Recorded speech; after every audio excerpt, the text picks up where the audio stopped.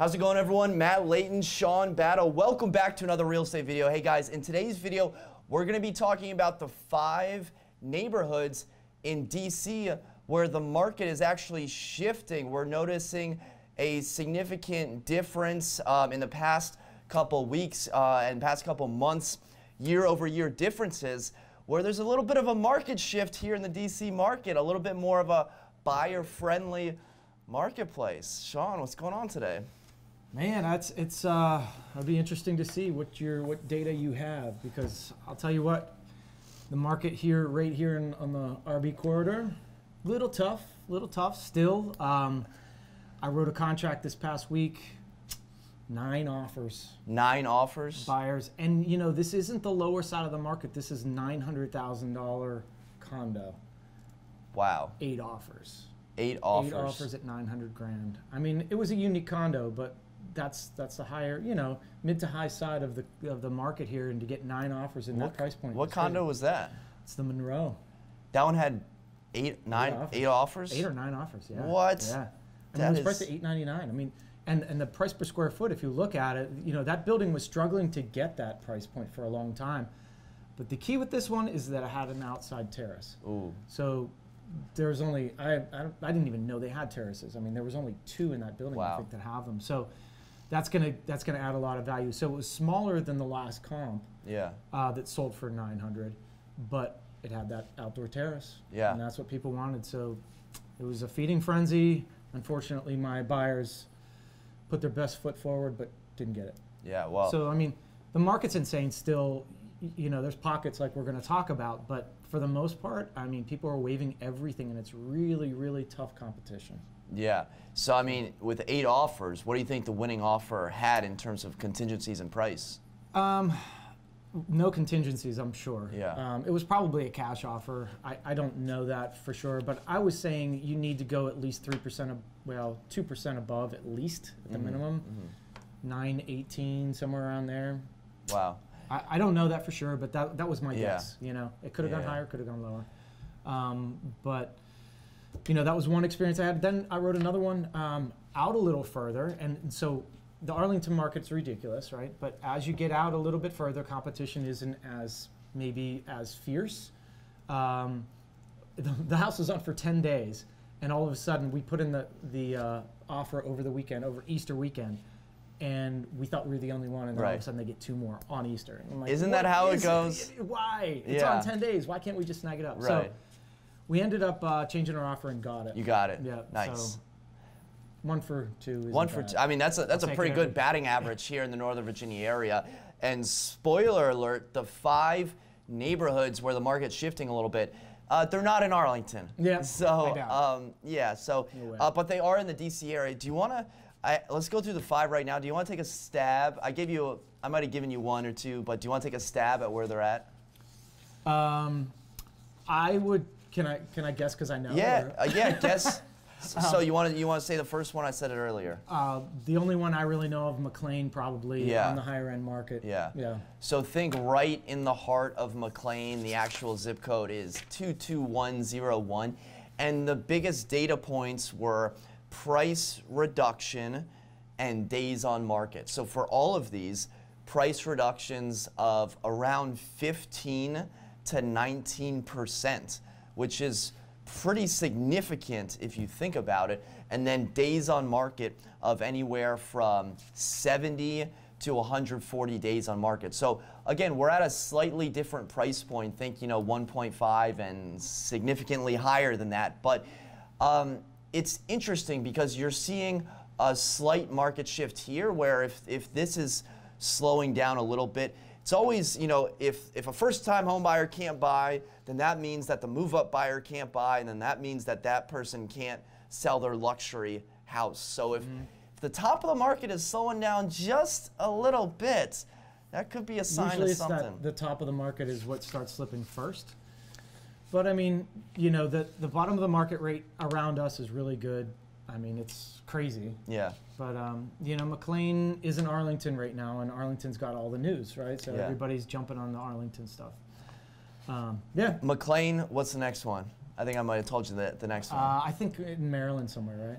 So the next one is, we'll do West End.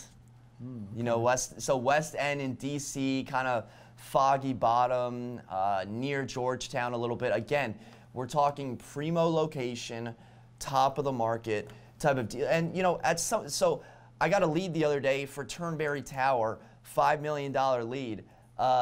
And you know, the guy was in over Easter weekend. He said, "Hey, can I check it out?" I was like, "Yeah, you can check it out. I'd love to do a $5 million deal. All we need is this financial screening form." And you know, he never got back to me. He was probably just looking for a tour. And if he's watching this, you know, definitely get back to me. But the reason I bring that up is the condo is $5 million. I've been in the condo. 2 years ago, it was $7 million.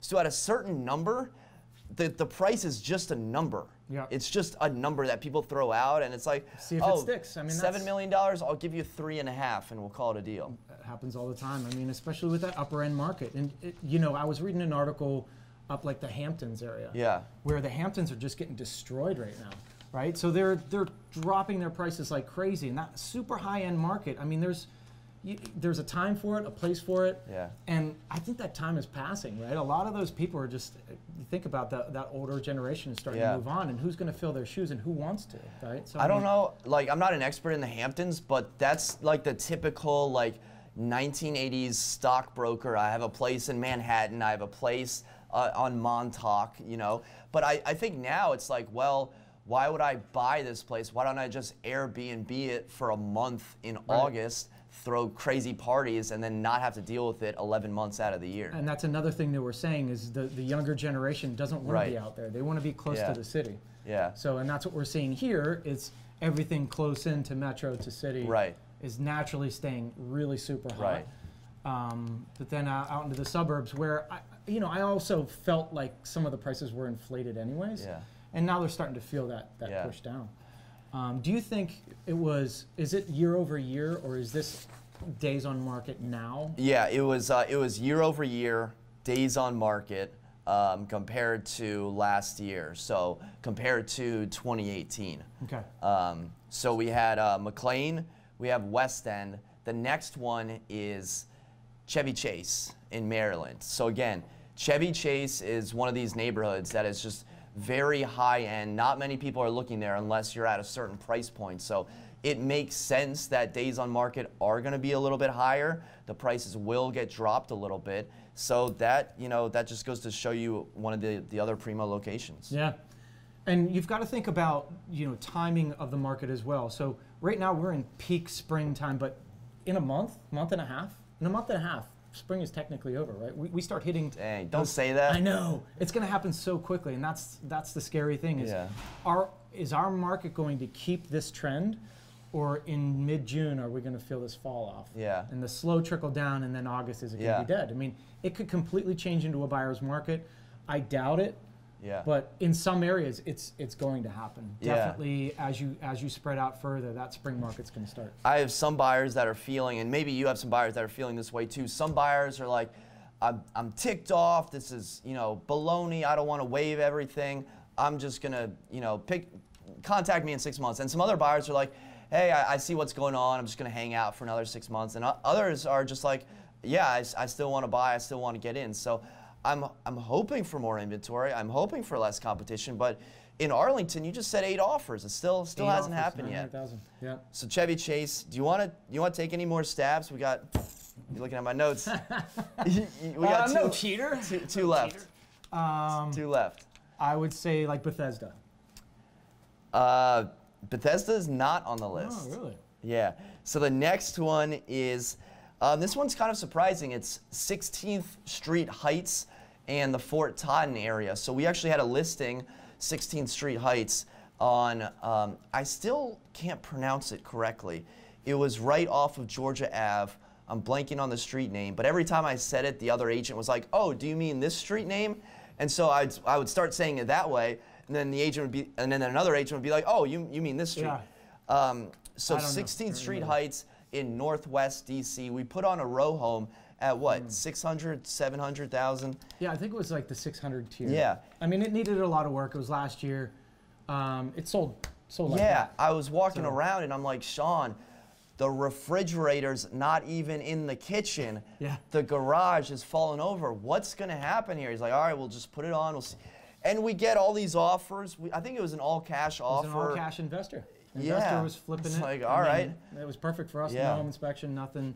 Cash offer, close, you know, in 2 weeks or something crazy or whatever it was. But yeah, I mean, what's hot last year might not be hot this year, right? Right. I mean, good for us. Yeah. And then finally, the 5th neighborhood on this list where buyers are getting a significant discount is G-Town. Georgetown. Really?